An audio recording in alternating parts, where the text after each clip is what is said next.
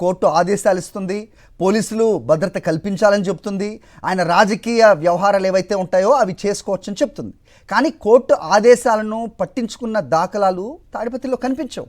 ఏం జరుగుతుంది అక్కడ అసలు? సో రాజ్యాంగం అక్కడ వర్తించదా, అక్కడ ప్రజాస్వామ్యం లేదా అనే ప్రశ్నలు వస్తూ ఉంటాయి. ఎలా చూడాలి పోలీసుల తీరుని? ఆయన ముందుగానే పోలీసులకు ఇన్ఫార్మ్ చేసి ఉంటారు కదా ఈ ర్యాలీ ఉంది అని, ఎందుకు అనుమతి ఇవ్వట్లేదు? ఖచ్చితంగా, ఎందుకంటే 4 రోజుల కిందటే నిరసన ప్రదర్శనకు అనుమతి ఇవ్వాలని తాడిపత్రి సమన్వయకర్త మాజీ ఎమ్మెల్యే కేతిరెడ్డి పెద్దారెడ్డి పోలీసులు కూడా అనుమతి కోరారు.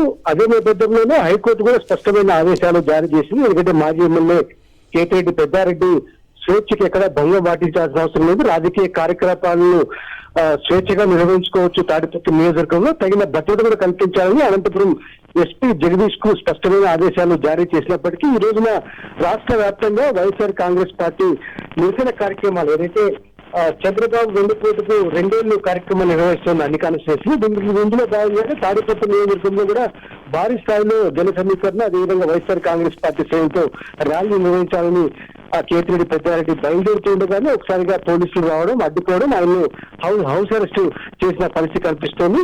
మొత్తం వైఎస్ఆర్ కాంగ్రెస్ పార్టీ శ్రేణులకు అదేవిధంగా పోలీసుల మధ్య పెద్ద ఎత్తున వాగ్వాదం, తోపులాట చోటు చేసుకున్న పరిస్థితి కనిపిస్తోంది. మరోవైపున కేతిరెడ్డి పెద్దారెడ్డి ఎప్పుడైతే కార్యక్రమాన్ని నిర్వహిస్తున్నారు, ఏ కార్యక్రమాన్ని కావచ్చు, దానికి పోటీగా జేసీ ప్రభాకర్ రెడ్డి మరో కార్యక్రమాన్ని నిర్వహించడం, పోలీసులు మాత్రం టీడీపీ కార్యక్రమాన్ని జేసీ కార్యక్రమానికి అనుమతి ఇస్తారు తప్పించి కేతిరెడ్డి పెద్దారెడ్డి కార్యక్రమానికి ఎట్లాంటి అనుమతిని ఇవ్వకపోవడం ఇప్పుడు పూర్తి స్థాయిలో వివాదాస్పదం అవుతున్న పరిస్థితి కనిపిస్తుంది. సాక్షాత్తు రాష్ట్ర హైకోర్టు ఆదేశాలు జారీ చేసినప్పటికీ వాటిని అమలు చేయకపోవడం పట్ల కేతిరెడ్డి పెద్దారెడ్డి పూర్తి స్థాయిలో ఆగ్రహం వ్యక్తం చేస్తున్న పరిస్థితి కనిపిస్తోంది. రైట్ శివారెడ్డి.